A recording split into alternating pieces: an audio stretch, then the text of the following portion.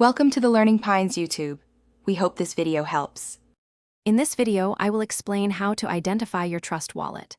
It's important to understand that Trust Wallet doesn't use a single wallet ID like a traditional bank account. Instead, your wallet is identified by unique addresses for each specific cryptocurrency you hold. For example, you'll have a distinct Bitcoin address and a separate Ethereum address.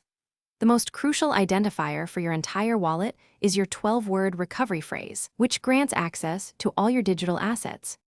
To find your wallet address, first open your Trust Wallet application on your mobile device. Once inside, navigate to the main wallet screen and select the specific cryptocurrency for which you want to receive funds.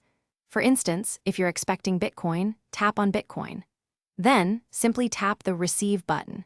Your unique wallet address will be displayed, often as a QR code and a string of characters. You can easily copy this address to share it with the sender. Beyond individual addresses, your most critical identifier is your 12-word recovery phrase. This phrase is not a wallet ID in the traditional sense, but rather the master key to your entire Trust Wallet and all its associated cryptocurrency assets. It's paramount that you never, under any circumstances, share this phrase with anyone, including Trust Wallet support. Always store your recovery phrase securely offline, perhaps written down and kept in a safe place, to protect your funds. Maintaining the security of your Trust Wallet is crucial.